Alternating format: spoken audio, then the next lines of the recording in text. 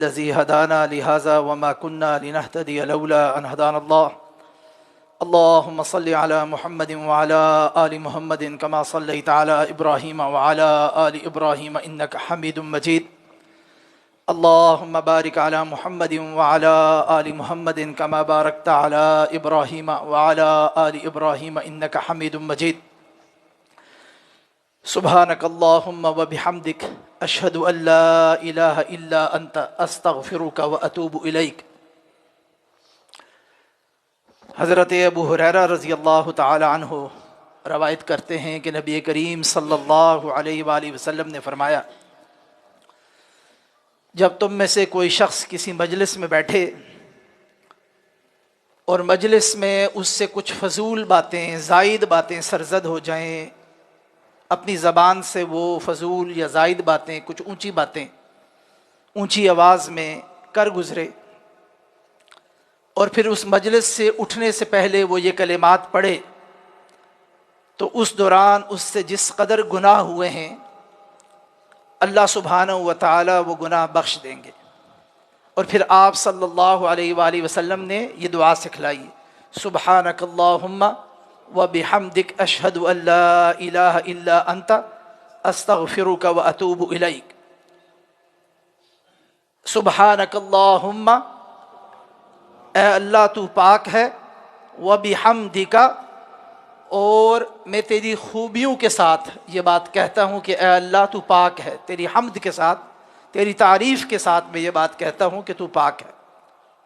اشہد ان لا الہ الا انت، میں اس بات کی گواہی دیتا ہوں کہ تیرے علاوہ کوئی بھی الہ اور معبود نہیں. اشہد ان لا الہ الا انت استغفرک، اور میں تجھ سے استغفار طلب کرتا ہوں، واتوب الیک، اور تیری ہی طرف پلٹتا ہوں یا تیری ہی طرف رجوع کرتا ہوں. یہ دعا معلوم ہے اور معروف دعا ہے، اور اسے مجلس کی کفارہ کی دعا کے نام سے بھی موسوم کیا جاتا ہے. اسلام نے اور نبی کریم صلی اللہ علیہ وآلہ وسلم نے یہ طریقہ بھی بتلایا ہے اور یہ ہدایات بھی دی ہیں کہ مجلس کا آغاز کیسے کیا جائے، کسی مجلس میں آمد کیسے کی جائے، اور اس مجلس کو جوائن کیسے کیا جائے، اس میں شریک کیسے ہوا جائے. اور پھر یہ بات بھی سکھلائی کہ جب مجلس کا اختتام ہو رہا ہو تو اس کا اختتام کس انداز میں کرنا چاہیے.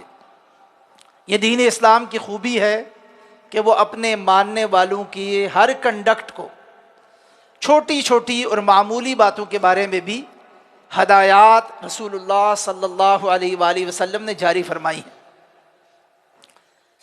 اس حدیث مبارکہ اور اس دعا میں سب سے پہلے یہ بات کہی گئی کہ یا اللہ، میں تیرے سامنے اس بات کو پیش کرتا ہوں اور میں تیرے سامنے اس بات کی گواہی دیتا ہوں کہ تیری تعریف ہے، تیری بڑی بڑائی ہے، اور تیری تعریف ہی کے ساتھ میں تیری پاکیزگی بیان کرتا ہوں. عام طور پر بھی یہ دنیا کا بھی پروٹوکول ہے، اور اللہ سبحانہ و تعالیٰ کے سامنے تو یہ بات بڑی ہی عام ہے کہ انسان جب بھی رب کو مخاطب کرے، اس سے کوئی چیز طلب کرنے لگے، اس سے کوئی چیز مانگنے لگے، تو سب سے پہلے اللہ سبحانہ و تعالیٰ کی تعریف کی جائے، اللہ سبحانہ و تعالیٰ کی حمد بیان کی جائے. اور یہی اسلوب اس انتہائی مختصر دعا میں بھی بیان کیا گیا کہ اللہ کی بڑائی، اللہ کی حمد بیان کرنے کے بعد پھر انسان کو کہا گیا کہ وہ اپنے مطلب اور اصل مدعا کی طرف آئے. اللہ کی حمد کے بارے میں علماء نے یہ بات لکھی ہے، اسلاف نے یہ بات لکھی ہے کہ ایک ہے شکر اور ایک ہے اللہ کی تعریف.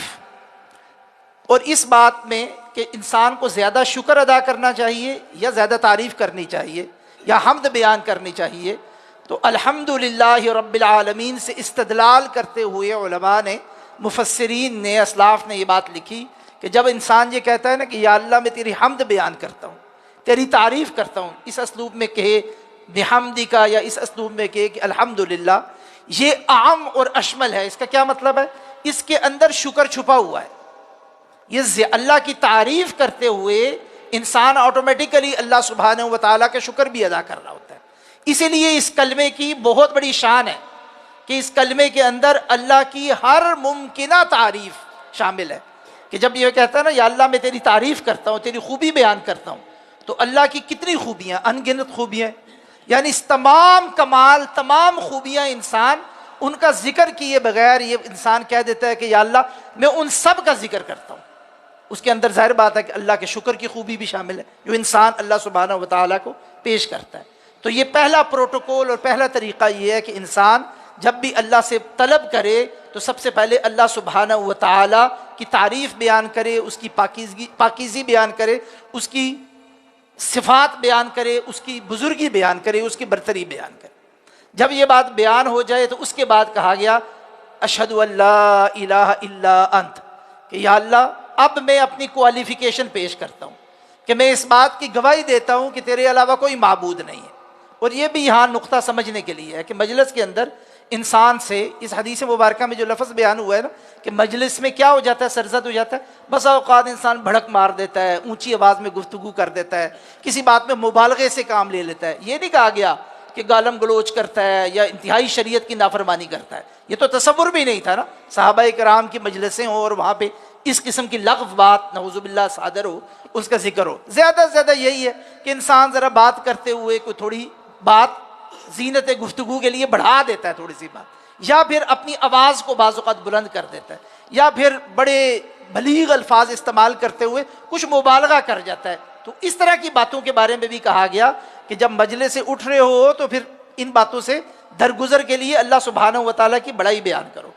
غور فرمائیں کہ اتنی معمولی باتوں پر جب انسان نے معافی طلب کرنی ہے تو بھی اس نے یہ کہنا ہے کہ یا اللہ میں کوالیفائی کرتا ہوں یہ جو معافی مانگ رہا ہوں، لا الہ الا انت. میں اپنے یہ کریڈینشل پیش کر رہا ہوں، اپنی یہ کوالیفیکیشن یہ پیش کر رہا ہوں کہ میں تیرے علاوہ کسی کو معبود نہیں مانتا، اس لیے تیرے سامنے حاضر ہوا ہوں، تو مجھے معاف کر. اب غور فرمائیں اتنی چھوٹی بات کے لیے بھی اگر عقیدہ توحید کی ضرورت ہے، اس کے اظہار کی ضرورت ہے، تو بڑے بڑے گناہ اور روز قیامت جو حساب ہونا ہے اس حساب کتاب کے لیے کیا عقیدہ توحید کی ضرورت نہیں پڑے گی؟ یہ بڑی بنیادی کوالیفیکیشن ہے، بڑی معمولی. لوگ یہ کہہ سمجھتے ہیں کہ شاید عقیدہ توحید جو ہے نا یہ کوئی تھیوری ہے یا نظری چیز ہے. یہ تھیوری بھی ہے، نظری بھی ہے، مگر یہ بڑی عملی چیز بھی ہے. اس کے بغیر چھوٹی چھوٹی لغزشوں کی دعا بھی مکمل نہیں ہوتی. بڑی بڑی گناہ اور ان کی معافی طلب کرنے کے لیے اور روز قیامت حساب دینے کے لیے تو یہ لازمی طور پر یہ کوالیفیکیشن ثابت کرنی ہوگی. پہلے یہ ثابت ہوگا پھر باقی معاملات ہوں گے. اس لیے عقیدہ توحید کو کبھی بھی ہلکا نہیں لینا چاہیے، اس کی اہمیت کو ہمیشہ سمجھنا چاہیے کہ مجلس کے دوران جو تھوڑی بہت بڑھ چڑھ کر گفتگو ہوئی ہے اس کے کفارے کے لیے بھی انسان نے ثابت کرنا ہے، اللہ کے سامنے اظہار کرنا ہے کہ یا اللہ لا الہ الا انت، تیرے علاوہ کوئی معبود نہیں ہے. جب یہ انسان نے کہہ دیا اب اپنے مدعی کی طرف، اصل بات کی طرف آیا، استغفرک، یا اللہ میں تجھ سے استغفار طلب کرتا ہوں، استغفرک واتوب الیک، اور تیری ہی طرف میں رجوع کرتا ہوں. یہاں یہ بات جیسے پہلے میں نے اشارہ کیا یہ بات پیش نظر رہنی چاہیے. یہ جو استغفار طلب کی جا رہی ہے نا یہ ان چھوٹے معمولی جو بعض اوقات انسان گمان میں تھوڑی سی ذرا زیادہ گفتگو کر جاتا ہے، تھوڑا غصہ کسی پہ کر دیا گفتگو کے دوران، اونچی آواز میں گفتگو کر دی، یہ اس کی معافی ہے.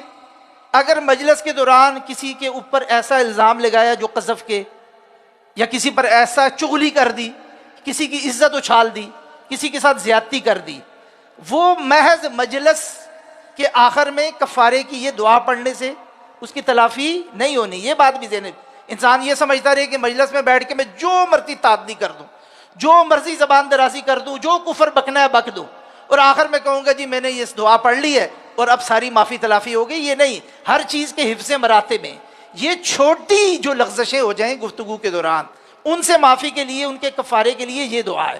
اور اگر کسی بھائی سے بہن سے زیادتی کر دی ہے اس سے پھر اس کا معافی مانگنی پڑے گی، اس کا تدارک کرنا پڑے گا، جو زیادتی کی ہے اس کی تلافی کرنی پڑے گی، جو شرعی طریقہ ہے اس شرعی طریقے کے مطابق. تو یہ نہیں سمجھ لینا کہ جی مجلس میں جو کہہ دیا بس آخر میں یہ دعا پڑھی تو بس خلاصی، ایسے نہیں ہوگا.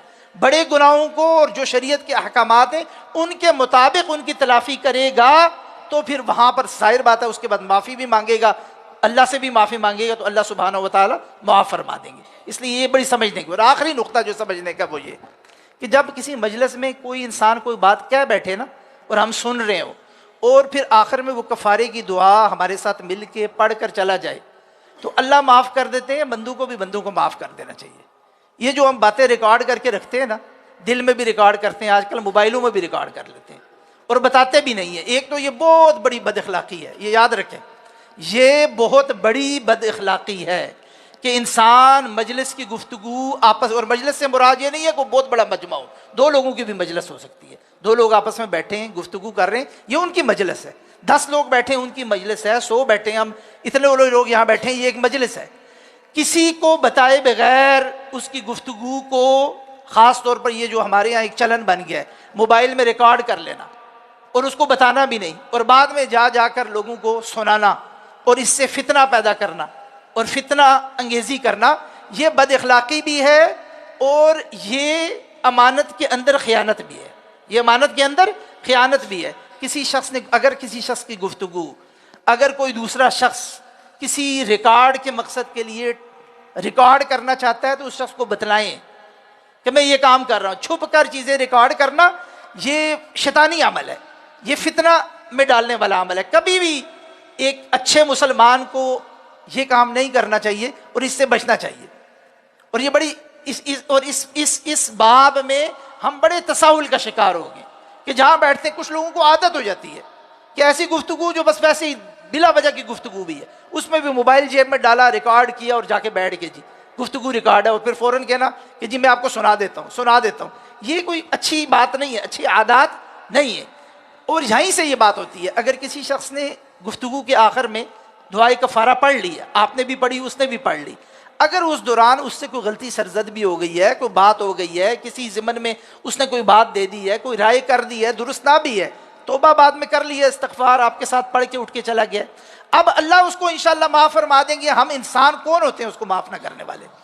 ہمیں بھی اس کو معاف کر دینا چاہیے۔ بعد میں بلا وجہ دوسری مجلسوں میں جا کر اس مجلس کی باتوں کو دہرانا، ان کو ریفر کرنا، ان کا ذکر کرنا کہ فلاں جگہ بیٹھ کے اس نے یہ کیا تھا، فلاں جگہ بیٹھ کے فلاں بندے نے یہ کیا تھا، اور پھر اس پر ریکارڈنگ سنوانا، یہ کسی طور پر کوئی مناسب اور اچھا طرز عمل نہیں ہے، اس سے بچنے کی ضرورت ہے۔ اور یہ دعائے کفارہ کا جو مقصد ہے اس کے منافی ہے۔ جب اللہ سبحانہ و تعالیٰ بات معاف فرما دیتے ہیں اور انشاءاللہ معاف کر دیں گے تو بندے کون ہوتے ہیں؟ بندوں کو بھی ایک دوسرے کو معاف کرنے کی عادت ڈالنی چاہیے۔ تو اللہ سبحانہ و تعالیٰ سے دعا کریں کہ اللہ سبحانہ و تعالیٰ ان دعاؤں کو سیکھ کر، ان کو یاد کر کر، ان کو پڑھنے اور ان پر عمل کرنے کی توفیق عطا فرمائے۔ سبحانک اللہم و بحمدک، اشہد ان لا الہ الا انت، استغفرک و اتوب الیک۔